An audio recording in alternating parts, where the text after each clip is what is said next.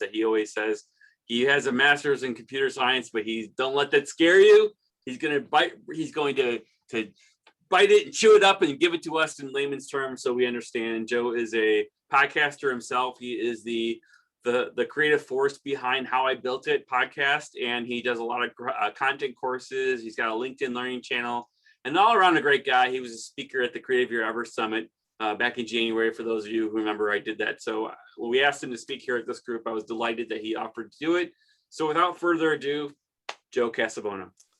Oh, thank you very much for that kind introduction, Scott. It's really great to meet all of you. I'm glad to see we have a good mix of WordPress users and people who don't really know anything about podcasting and people who want to learn how to merge the two. I'm going to cover as much as I possibly can in the allotted time here. So let me switch over to my slides here. Shout if you can hear, if you can see the slides. Yay. All right, great.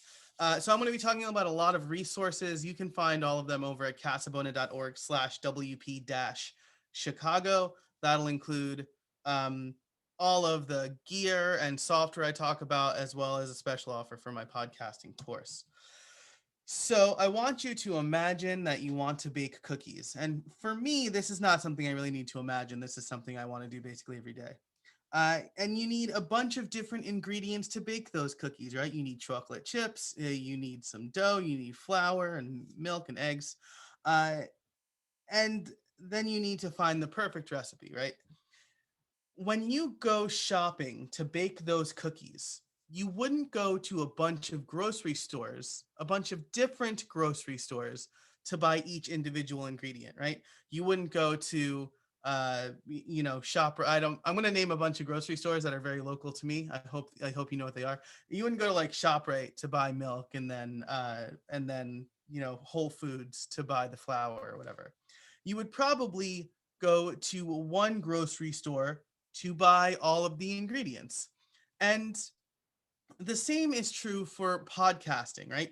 You don't need a bunch of different services to put together a podcast. You can do everything in WordPress, and I'm going to show you how to do that. And we're going to start with setting up your podcast, and then we'll get into some of the WordPress tools, themes, plugins, and things like that to put it all together. So I want to start with first setting up your podcast. And this might be a little bit of a lightning round here because I do want to be mindful of the time, but I want to start at the beginning. What is podcasting? Podcasting, according to the dictionary, which is the best way to start any presentation, is the practice of using the internet to make digital recordings of broadcasting. What a boring definition.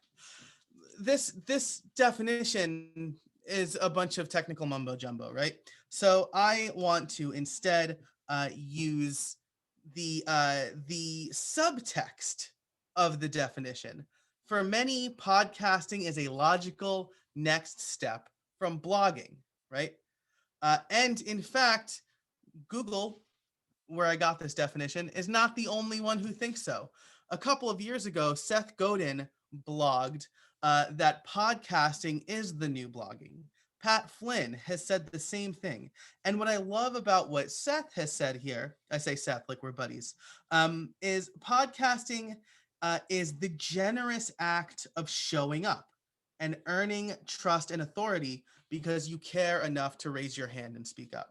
So my definition of podcasting is a way to get your message or your client's message or your organization's message to thousands of people.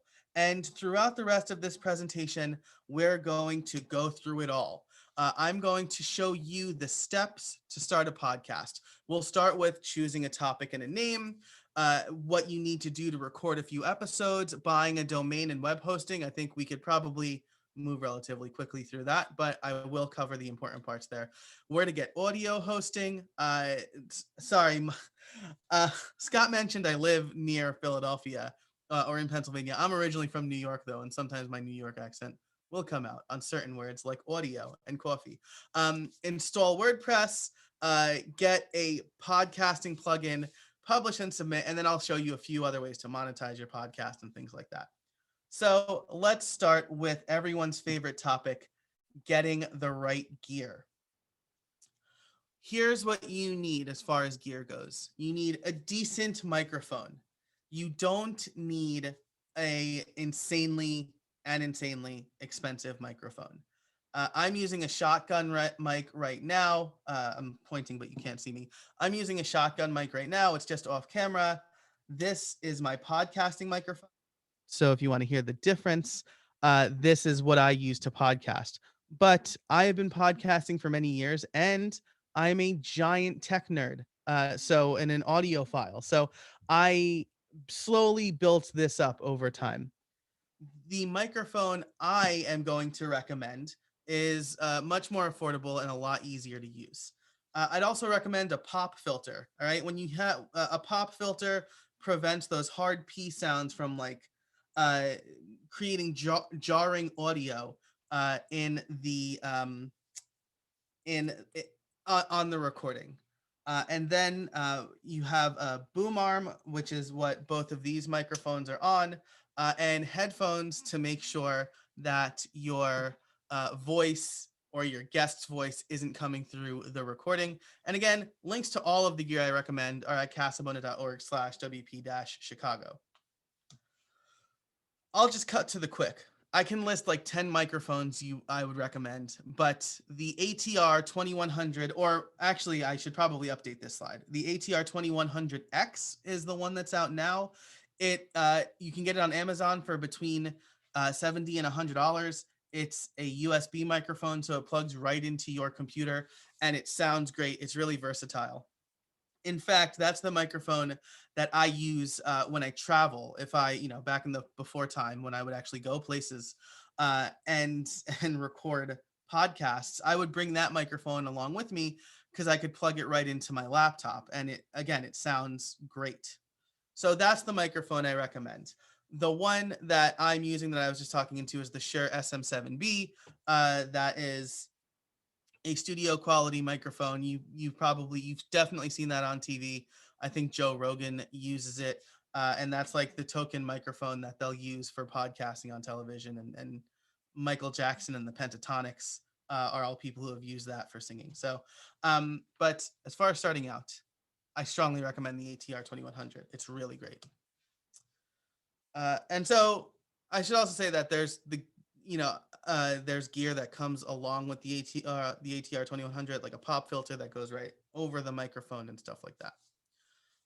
Okay, so you have your microphone. If there's time at the end, I'm happy to answer questions about like what the difference between like an XLR microphone and a USB microphone are, and what you would need and why you would need it. But again, ATR 2100, great microphone. Okay, so let's talk about recording and saving now that you have your microphone. So first, there are ways to improve your recording that doesn't require expensive gear or a ton of editing. A good microphone helps. Okay, I think you probably heard the difference between the two microphones that I use. The boom arm is really, or the shotgun mic is really great for when I'm presenting to the camera because there's no microphone in my face. And as you can see, I talk with my hands. But there is a little bit of echo there, right? So this is really good for live streaming and for general presenting. But for my podcast, this microphone is a lot better because it's a lot more forgiving of the room. It doesn't absorb as much sound, and it just does a better job of filtering sound out. This is what's called an omnidirectional microphone. So I would talk right into this, and it wouldn't pick up sound from the back. Whereas the boom or the shotgun microphone is designed to pick up a wider range of sound because the idea is that it's hanging over someone's head and they want to pick up what you're saying. So a good microphone helps. The ATR 2100, very forgiving of the environment, similar to the Shure Sm7b. It is a a single direction microphone. Deflecting and dampening sound. All right.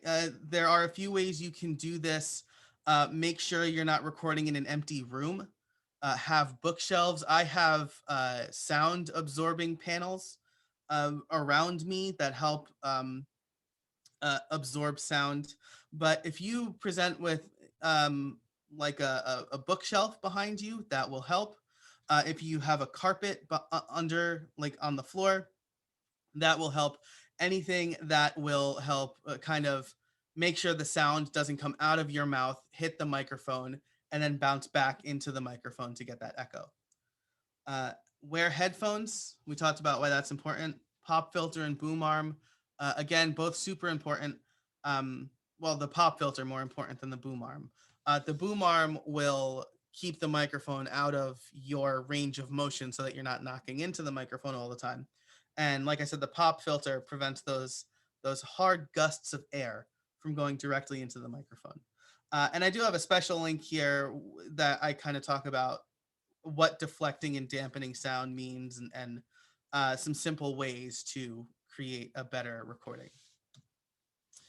As far as capturing audio goes, there are 4 free options. I include 4 here because some people might be using Mac, some people might be using Windows. QuickTime is free and available on the Mac. GarageBand is free and available on the Mac. Both are already installed. GarageBand doubles as an audio editor, so you can record into GarageBand and edit the audio. Windows Recorder, or it might be called Sound Recorder, depending on your version of Windows, that is free and already on your computer. And then there's Audacity. Audacity is free, open source software available for Windows, Mac, and Linux. And it is really good audio editing software that you can get for free. I like Audacity because there's tons of tutorials on how to use it. There are a lot for GarageBand, but Audacity is used by lots of people in the podcasting industry. So as far as capturing audio goes, these 4 apps will help you. The only one you would need to download is Audacity. When it comes to editing, again, I would recommend Audacity or GarageBand because they are free. You can look into the heavy hitters, Adobe Audition, which comes with Creative Cloud if you pay for like the big plan, or Logic Pro, which is Mac specific. They're fine. Logic Pro has a lot going on. I tried editing in that. And I didn't get it immediately. It's a lot like GarageBand, but it's not quite. And Logic Pro is really designed for editing music, right? I guess GarageBand kind of is too, right? Hence the name GarageBand. But GarageBand is, I think, a little bit easier to use than Logic Pro. It's also free. But like I said, Audacity, that one is free, and there are lots of tutorials available. I'll also just say, like, super secret third option is hiring an editor. I know when you're starting off podcasting, that added expense can be tough because it can be kind of expensive to start a podcast. But I found a great editor on Fiverr. And since then, he's like, I just send him all of my work. We have a great process set up where basically once an episode's done recording, he knows to pick it up and edit it and send it back to me for transcription. So, and he costs, for simple editing, I think it's like $25 an episode if he's just combining them. If I need him to do a little more, like clean it up or add extra things, it's like $50. But it's totally worth it because the money that even if I pay him $50 an episode, it would take me like an hour or 2 to edit an episode. So if that's my hourly rate, that's a lot more than $50. So that's a super secret third option, but I like to mention the free ones because starting out, there are some definite costs, and then there are things that you can get later. And then depending on your level of comfort, you can always kind of do the editing yourself and build things up. So yeah, Audacity and GarageBand are the two that I recommend. Was there a question there, or was that just like a no? Okay. I think someone was just unmuted. Gotcha, Sorry about gotcha. Oh yeah, no problem. Okay. So actually, if there are questions about gear or recording or editing right now, I'm gonna get into the website stuff. I don't know like what the general flow for the meetup is. Is it like questions anytime or questions at the very end? You know, Joe, you've got a good cadence going, so I'd say why don't you keep going and we'll ask questions in a little bit. How about that? Sounds perfect. All right. A podcast needs a home. Here's why. First of all, I'm sure if you have looked at podcasts and people sharing podcasts, you've probably seen someone share just the Apple Podcast link. And that does not work for like half of podcast listeners. First of all, it only works if you have an Apple device, because that's the only place that Apple Podcasts is. Second of all, less than half of people use Apple Podcasts. So a podcast should have a website. This allows a central place for your RSS feed, which is what you need to submit to Apple Podcasts and Spotify and everything else. It allows you a place for other content, which we'll talk about later. And it is a place for canonical links. A canonical link, if you don't know, is the one true source for your content. So instead of saying, hey, follow my podcast on Apple Podcast or Spotify or Google Podcasts or Stitcher or iHeartRadio or TuneIn or Amazon or I think someone else got into the game recently, but I'm out of ideas now. You could just say, hey, go to howibuilt.it to get the latest episodes. And then from there, you can subscribe in your favorite podcast feed, in your favorite podcast app. So setting up a good website for your podcast will definitely help it grow. It'll appeal to the widest audience. It makes it so that you have a web-friendly place where people can listen to an episode if they want to just do so in the browser. And I have no doubt that one of the reasons my podcast grew so quickly, I'm in like the top 5% of podcasts as far as downloads go. I am fully confident that a website contributed to that. And I'll tell you the other thing later. So a podcast needs a good home. And the four things you absolutely need are a good domain, a good hosting, WordPress, and a podcast plugin. So let's talk about those four things.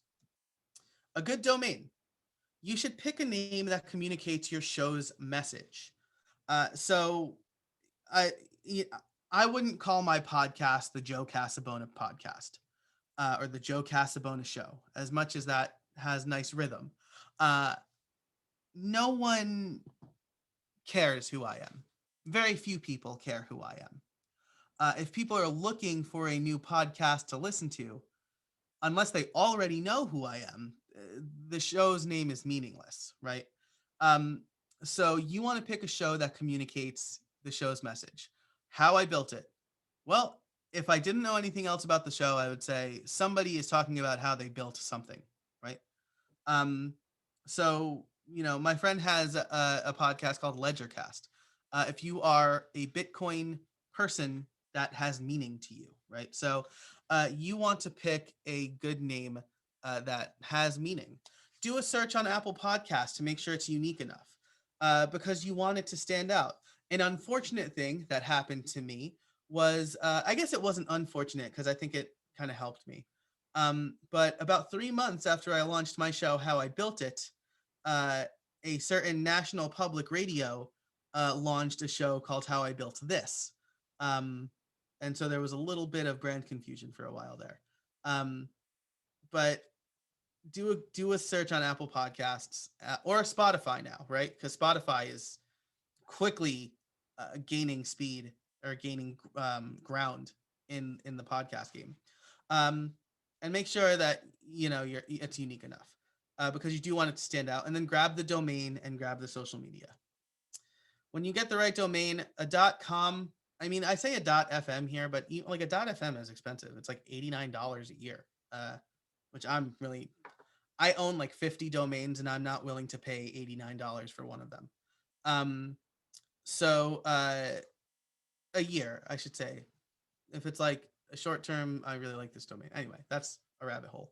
.com, 80% of people will try .com if they can't remember the full domain. So I would say try to get a .com.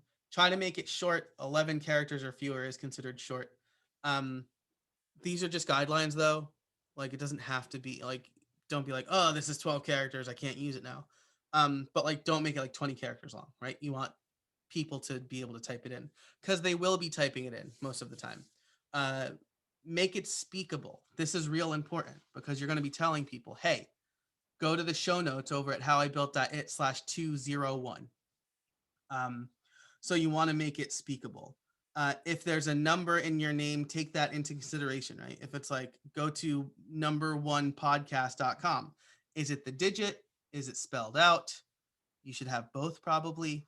Don't have dashes. Dashes are like, go to the-1-podcast.com. Like it's easy to stumble over. It's hard to remember. You want to make it memorable. Try to match it to the show's name and have alternatives available. Buy a couple and redirect them if you can.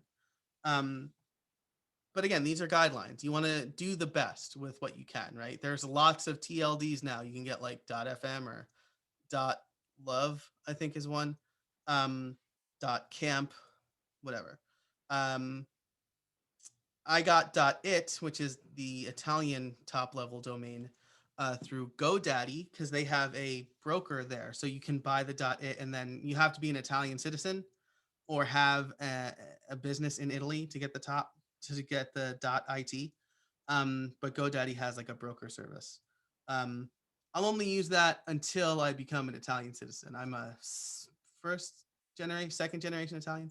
My grandfather came from Italy, so I do qualify. But until then, I'll use GoDaddy. Okay. So you need good hosting. I am going to tell you what good hosting looks like. But I'm sure this is a WordPress group. Everybody in WordPress has strong opinions. If you want to know my recommendation, I'll let you know. But good hosting should have easy, for the purposes of this talk, easy WordPress setup. You should be able to press a button and WordPress gets installed. Most major hosts support this now. It should have good support. If you need to talk to somebody, you should be able to via chat or phone. As far as security, they should offer Let's Encrypt for SSL certificates. Your domain should be HTTPS, not HTTP. HTTPS is more secure. It also ranks better in Google, and your browsers aren't yelling at your users saying this is an unsecure website or insecure website. Let's Encrypt is a way to get free SSL. As far as I know, every host except GoDaddy offers this right now. Maybe that's changed. They've made big strides in the last couple of years, but last I checked, they were still charging for an SSL certificate. You should have backups. I think automatic backups, nightly or weekly, in case something horrible happens. And your web hosting should be different from your audio hosting, and I'll tell you why in a little bit. But if you have web hosting, don't just upload your audio to through the WordPress dashboard. I strongly recommend against that. And I'll tell you why in a little bit.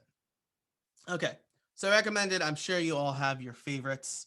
But if you are curious, if you're like, I don't have a favorite, what do you recommend? There's a few options I'll give you. So why separate audio hosting? Well, for one, specialization means faster downloads. Your regular $3 a month hosting doesn't have as much bandwidth to serve up an MP3 as Castos or Libsyn or anybody who specializes in serving audio files. If your website goes down, your podcast won't, because here's the thing. Aside from Spotify, no other podcast directory downloads your podcast episode and serves it through them. So when you listen to a podcast, an Apple Podcast or Overcast or Pocket Cast or wherever you listen to, you are streaming the audio from the podcast's audio hosting provider, which means if the audio hosting provider goes down, the podcast is unavailable. So you want to hedge your bets a little bit. Your site is more likely to go down than the podcast audio host. You also get advanced analytics. You get to see how many downloads each episode gets, where they're coming from, in some instances, how long they listen, and things like that. You don't get that by just uploading the MP3 to your web host. And then customizable audio players. I mentioned Castos earlier. They just recently released a really nice looking audio player that just comes with the service. So it's not just like the plain Jane audio player that comes built into the browser. The good audio hosts. I'm going to tell you two, and then I'm going to tell you to use one.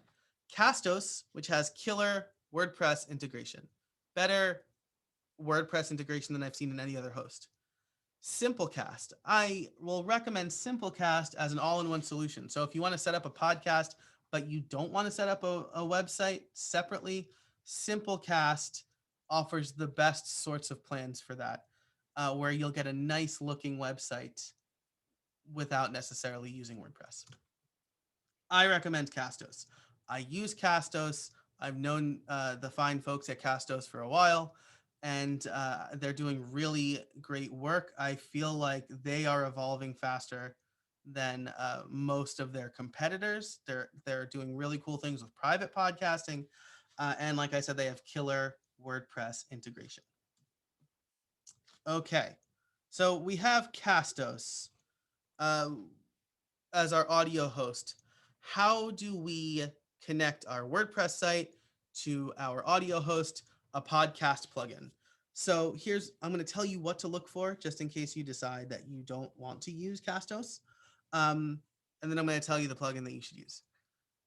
Consider if your podcast host has a WordPress plugin. Most do.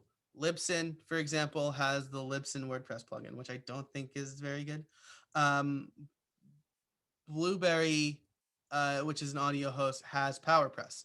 Castos has a plugin I'm going to tell you about. So if you are wherever you're hosting, consider if they have a WordPress plugin.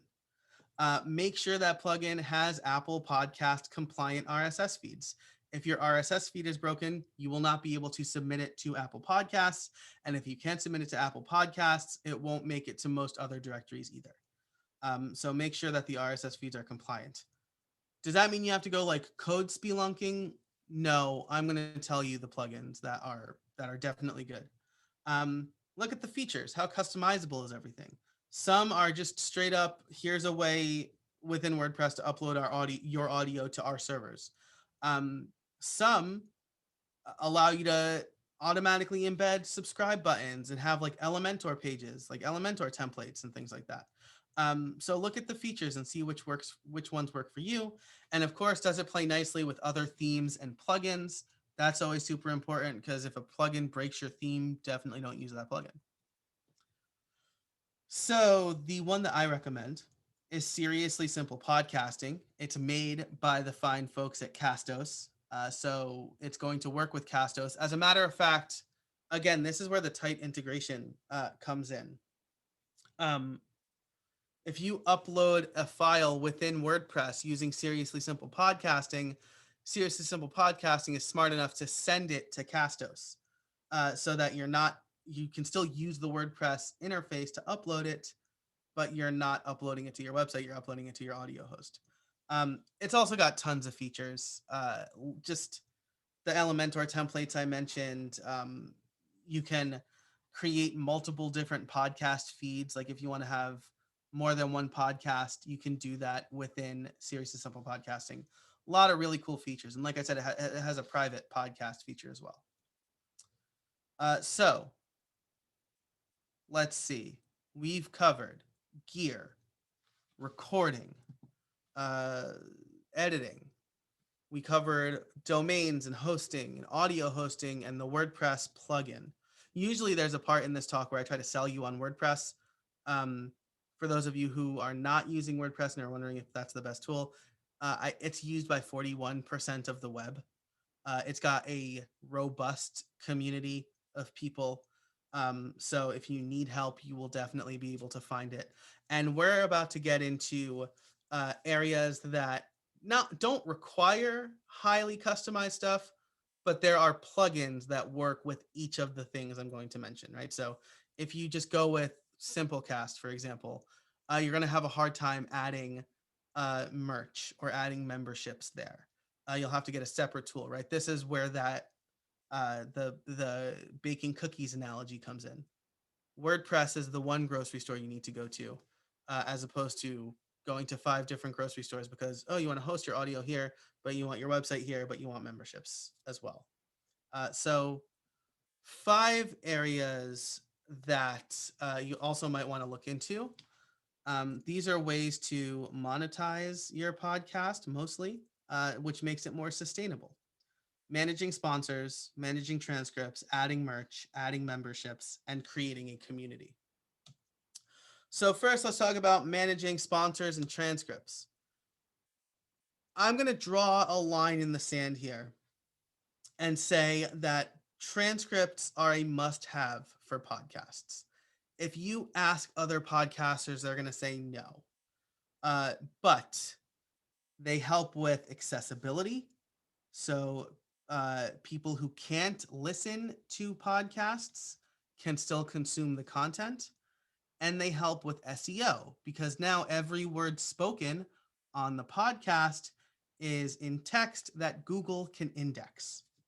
So I think they are a must. I teased earlier that just by virtue of having a website, I feel like my show has grown. The second thing is transcripts. As soon as I added transcripts to my episodes, I saw an increased number of downloads and an increased number of visits to my website. So I'm going to say transcripts are a must. If you can't pay Rev is expensive. Again, I found a really good transcriber on Fiverr, but Otter, OTTER.ai is pretty decent machine, like AI transcription. Descript is another tool that offers AI transcription. So you can get a lot of the way there with machine transcription, and then just proofread it for glaring mistakes. I think they're a must. Serious and Simple Podcasting has a transcripts extension, which is good. I'm using something I like my own custom plugin because I guess I felt the need to overcomplicate things. But that's like the curse of a developer, I guess. But I mean, in the new block editor in WordPress, you can also just use an accordion block to show and hide the transcript right on the post page. So the transcript is there on the episode page, so it's being indexed with the episode, and you can just hide it for viewers. So I want to say the accordion block comes built in to the Gutenberg editor, but I'm not 100%. I'm using, it might be part of the Yoast SEO plugin, or it might be part of Ultimate Add-ons for Gutenberg, which are both free. But that's another good alternative. Sponsorships. There are several ways to manage sponsorships within WordPress. First of all, you should have a page with info about sponsorships. How I built it/sponsor. You can learn everything, including pricing. I make my pricing public. There's a really good plugin called Simple Sponsorships WordPress plugin. I think it's just called Simple Sponsorships, and it is a WordPress plugin. You can actually sell sponsorship packages right through that plugin. You can also sell them through Gravity Forms or Ninja Forms or WooCommerce, maybe a little overkill if you just need to accept payments. But there are a few ways that you can just sell directly through WordPress. Or if you want to manage your relationships with potential sponsors, Groundhog with 2 G's, or WP CRM are both CRMs and sales funnel tools built right into WordPress. So someone fills out a form on your WordPress website because they're interested in sponsorships. It can go right into the CRM portion of your website, and you can manage it all from there. Again, I have my own custom plugin for sponsors. My sponsorship process, I can get into this more at the end if you're interested, but it's very much a sales process. I don't automate any of it. I know people, it works for them where they just kind of make spots available on their website, and you can buy it through like a shopping cart. I'm generally going for the longer term relationship, right? Where I want a sponsor for 6 months or 12 months. So that's a sales process, right? That's not just like, here's a $6,000 shopping cart button, just pay it there, right? I need to tell them what they're getting and things like that. Okay. So that's transcripts and sponsorships. Sponsorships is the main way that people think about when they are wondering how to monetize. But you can also add merch, right? Sell t-shirts or other things that are related to your podcast. It's a great way to help listeners support the show. It is a way to make money. I'm not going to say it's a good way. You're not going to get rich off selling merch, but people love swag. So if people want to support the show, even if you're selling the shirts at a low profit margin, your logo is going to get out there. You can always send this t-shirts to listeners and things like that. Now, as far as adding a merch store to your WordPress site, pretty low barrier for entry, shockingly. You can sell merch with Woocommerce, which is a free e-commerce plugin that works on top of WordPress. And then you can use a service like Printful to get print-on-demand merchandise directly to your WooCommerce store. So you go to printful.com, you sign up for an account, you say, I have a WooCommerce shop, you connect them, and then you just throw your logo on whatever print-on-demand stuff they offer, and they automatically create the products in your WooCommerce site. It's like, it could not, I don't think it could be easier if you have a WooCommerce site, right? If you want to integrate there. So WooCommerce and Printful, if you just want to sell if you want to sell t-shirts only and you don't care that it's integrated with your site, I recommend Cotton Bureau. That's where I got this shirt. And now they accept designs from anybody. So you can upload your logo and pick the shirts and then send it off to people. And then they'll print on demand and send it out. But if you want more than t-shirts, or you want the shop embedded in your WooCommerce store, Printful plus WooCommerce is great. So that was sponsorships, merch. Let's talk memberships. Memberships are a great way to, again, help your audience support your cause. You're not fully reliant on sponsors. So you create diverse income streams, right? If there's a set of episodes where I don't have a sponsor, that income is being a little bit supplemented by my members. You can offer your listeners more content or other perks, and you can create a stronger fan base and community. So this is something that I rolled out at the beginning of the year. I created memberships, and it's been going great. It's been a slow build, right? It's not like I got 1,000 members all on the first day. But slowly people are starting to join the membership, and every day I get a little ping, someone signed up, they did the monthly, did the yearly. And it's been really exciting to see that because it shows that people are interested in the content I'm creating, and I invite them to my community, which I'll talk about in a bit. But it's been really rewarding. And it's a little bit of, market proof that the content I'm putting out is content people are interested in. Okay, so how do you do this? There are lots and lots of options in this space. I would recommend trying to find something that supports private podcasts or private RSS feeds. Castos natively supports this through Zapier. So when someone signs up for a membership, you can create a Zapier Zap to create a private podcast feed for that specific person.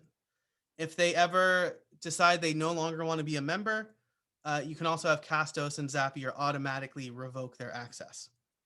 Other plugins, Restrict Content Pro, full disclosure, they are a sponsor of my podcast, but they're also who I use for my memberships over at howibuilt.it. Paid Memberships Pro is another great plugin. They've been around for a long time. They might be the first or one of the first WordPress membership plugins. Wishlist Member, I'm mentioning them specifically here because they have private RSS feeds. So you can publish your podcast and make them private through this RSS feed. And then WooCommerce memberships and subscriptions if you are using WooCommerce. And I'll just say one more thing, actually. If you are thinking about memberships, I think the main piece of advice that I would offer here is make sure your membership perks are low effort for you and high reward for your members. You don't want to overpromise and then underdeliver. You want to do the exact opposite. And so saying, oh, as a member, you get an extra 10 minutes of bonus interview or bonus episode at the end for members only. Super low effort on your part, right? You're already recording an episode. So just record a little bit longer and make that last bit available to members. Stuff like that. And then as your membership grows and you want to put more time and effort into it, you could do bigger things for them. So that's the piece of advice that I would give if you're thinking about starting a membership. Adding a community. Community can happen with or without membership.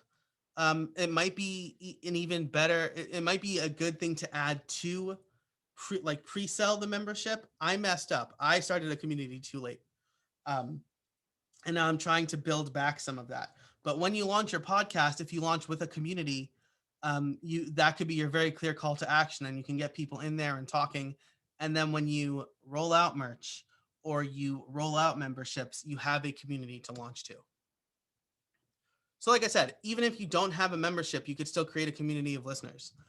This will allow further discussion of episodes and can even generate content ideas, right? I've had my own community ask me questions, and that goes in the content bucket of exclusive membership episode topics.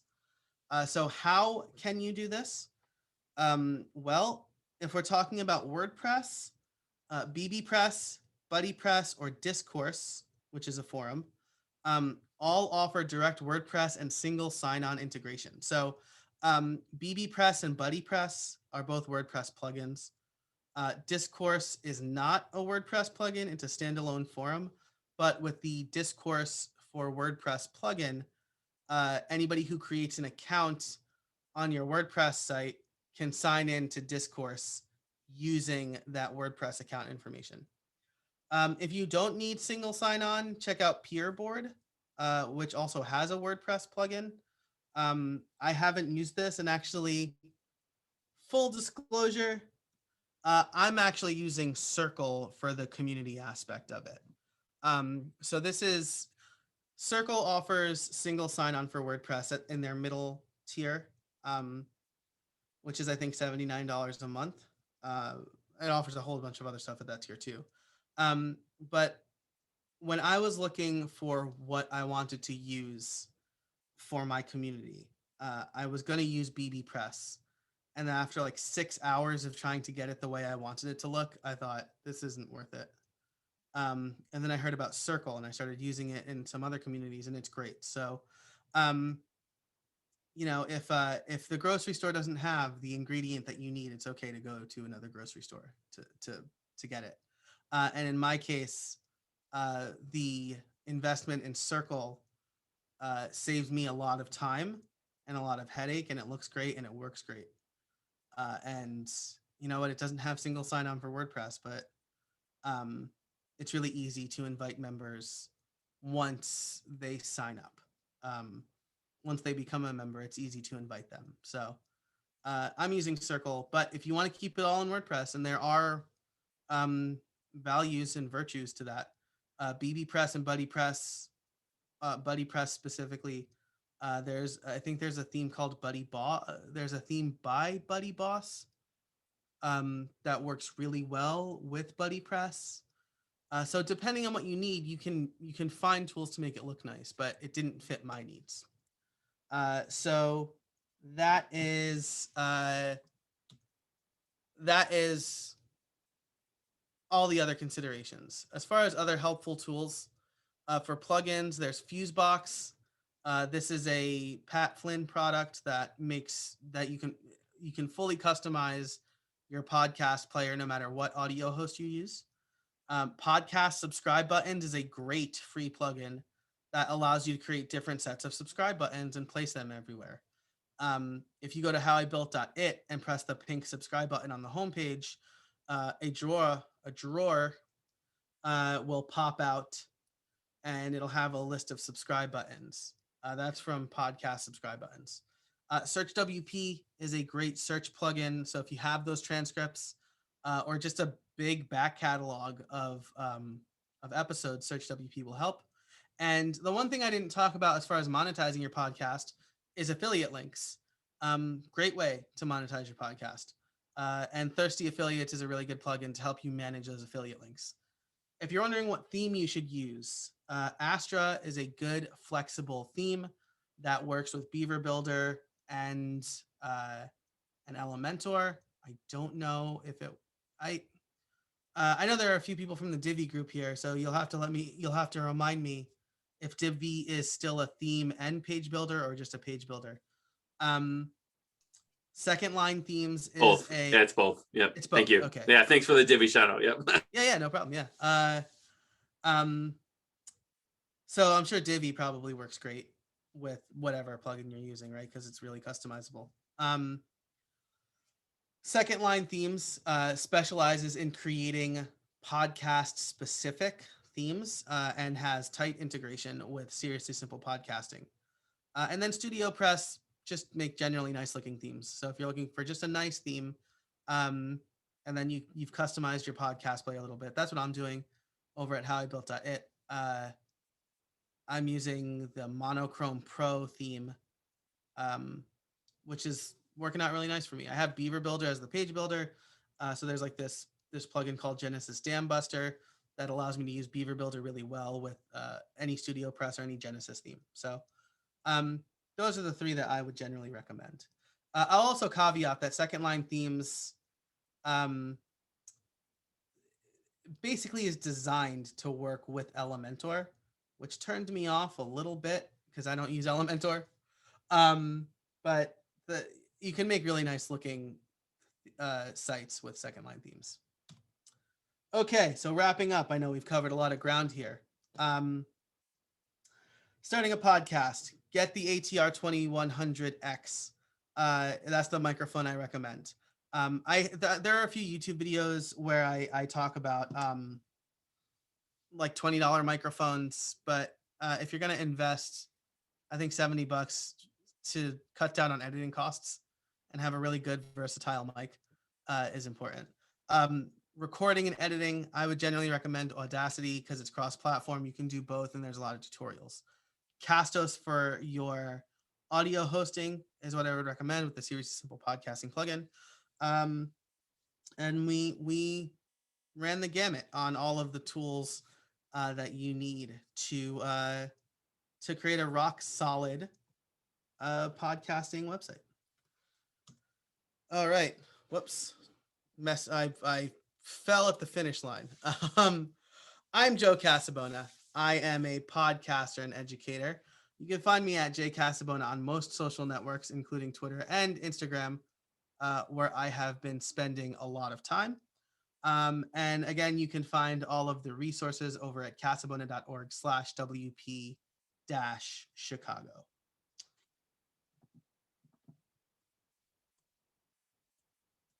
All right. How am I looking here? Am I good? Wow, Joe.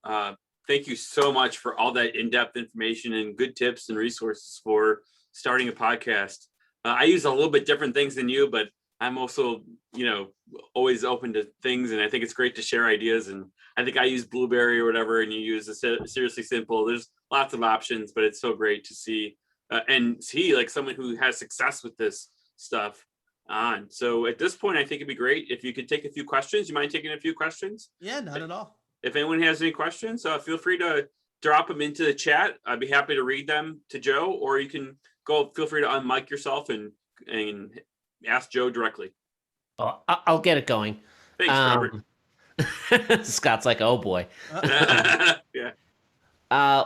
Joe, what do you think of tools like Crisp for, managing the audio in and out?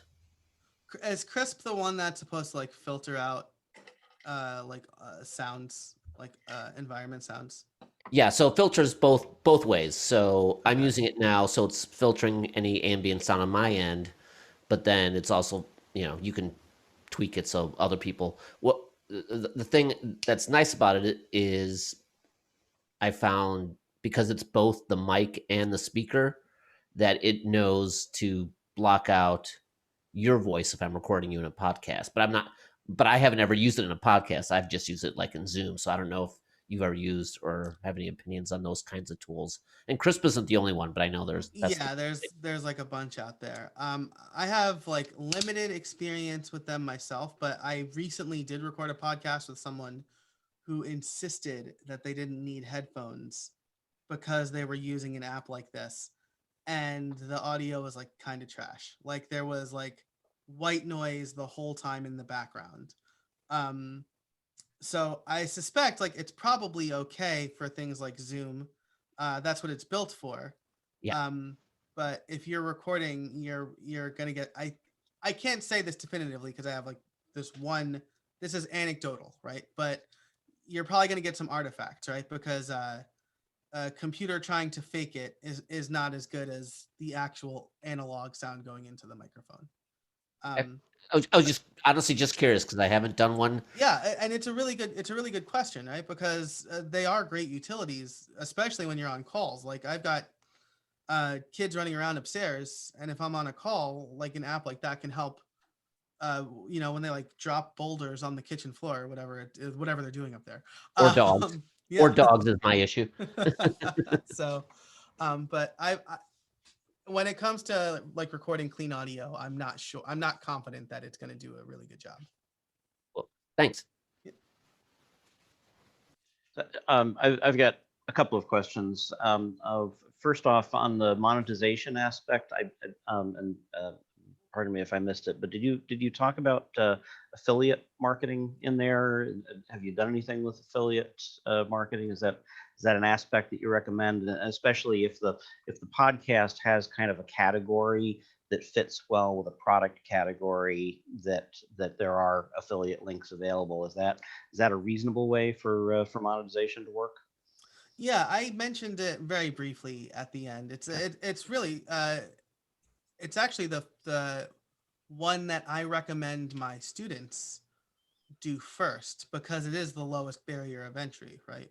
You sign up for a couple of affiliate programs with products you trust, and maybe you mention them on the show, you put them in the show notes, and it could be a way to generate some income. And those could be evergreen posts too, right? I had Jennifer Bourne on my show back when she first launched Profitable Project Plan, I think in 2018, and somebody signed up for it in December, and I got a $400 affiliate referral. So I think it's affiliates is, I think, the lowest barrier of entry to start making any kind of money with your podcast. Then the second question I had is, it seems like video has become so prolific. Is there value in working with YouTube postings as either complementary, supplementary? How do you kind of see that video aspect fitting in with podcasting? Yeah, that's a really good question. So I automatically send the episode to YouTube with a static cover image, right? Castos does that for me. I don't think that is a good way to grow your podcast, though, at least not right now. I think that it will be. I want to be there now because I think it will be. YouTube Music is an app, right? Like Google just killed Google Music. and like deleted like years of my own music on there. I'm very salty about it. But now it's all in YouTube music. So I would suspect that in the near future, which for Google could mean like 4 years, podcasts will be a section in YouTube music, right? So it's good to be there. As far as also a YouTube video, if you're going to have the camera on you, I honestly, I'm not sure if just posting the Zoom conversation is something that is good YouTube content. What I'm going to experiment with a little bit is when it's just me, a talking head video. I try to do one of those talking head episode. I do one of those a month. I'm going to record myself doing that. I'm going to upload the video, and then I'm going to create little clips, right? I think somebody just posted in the chat headliner, which is a way to create what's called an audiogram. Again, you can use a static image. It creates a little audio line. You can pull 30 to 60 seconds, like a pull quote from the episode, and then share that on social. YouTube just rolled out like YouTube Shorts, Instagram Stories, and those are highly valuable because those garner, I think it was like a 60% higher click rate than just a static image and a link. So if you're doing audiograms where you create, just a 60-second clip of the show that people can play on Twitter or wherever, I think that's really valuable. Okay, thanks. Joe, I have a question. Yeah. So I'm looking at your podcast. I've listened to several episodes over the years, and you've got some excellent speakers that you've landed. Obviously like the team from Give, and like some big name, the Unsplash people and stuff like that. I mean, do you have any like kind of inspiration for people who are maybe just getting started with interview type podcasts? Like, how did you get your first interview? Like any ideas in that? Yeah, I mean, I have. I've been speaking at WordCamps for a long time. I'm very extroverted. So I had a big network that I could reach out to. Mm-hmm. And I think the best thing you can do is just ask. So, my friend Jason Coleman was my first guest. He offered to be my first guest. But like my first 10 guests, I think I knew 8 of them personally. Chris Coyer was my 6th guest. He is, if you don't know him, he's a very big name in the web development space. And he was my 6th guest, just because I asked. I was like, "You want to come on my show? I just started. There's no reason for you to come on the show if you're trying to promote yourself." But he was super generous. Troy Dean, I think, was my 10th or 11th guest.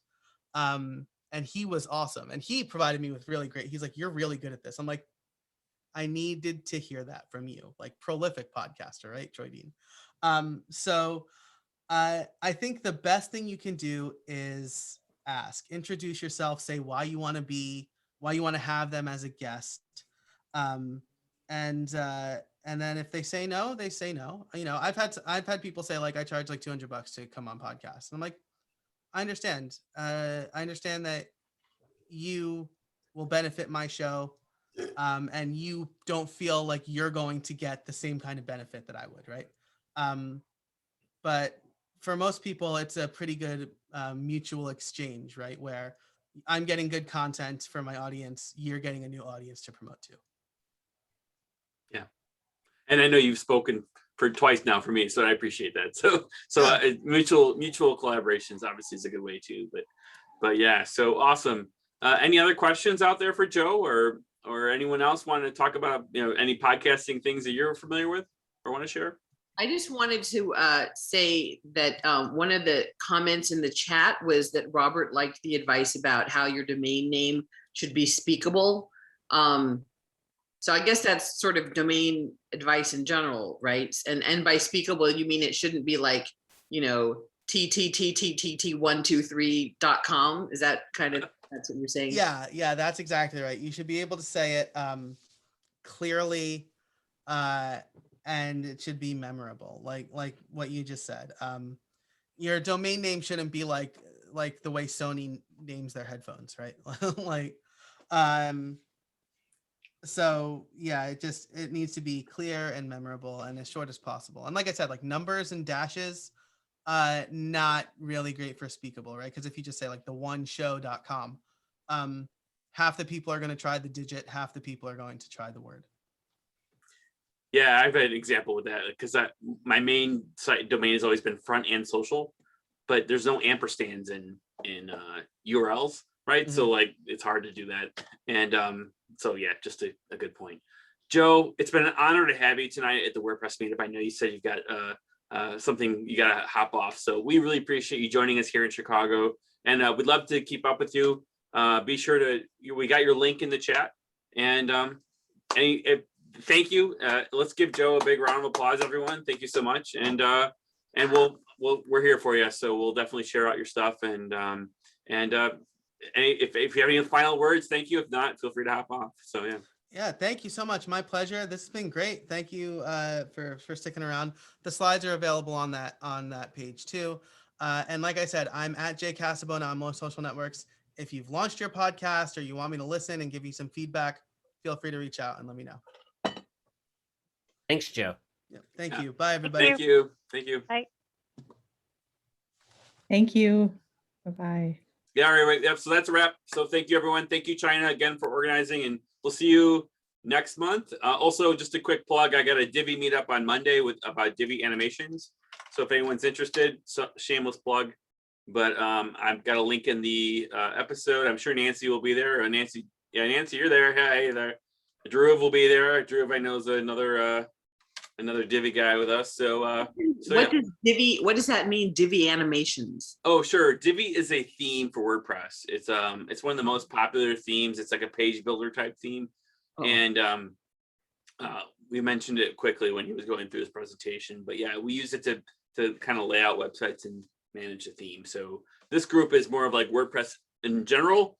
We kind of have a little bit more of a niche group that talks about how to, like more specific things to the Divi theme. If that makes any sense. So And Divi is a huge community. I mean, globally.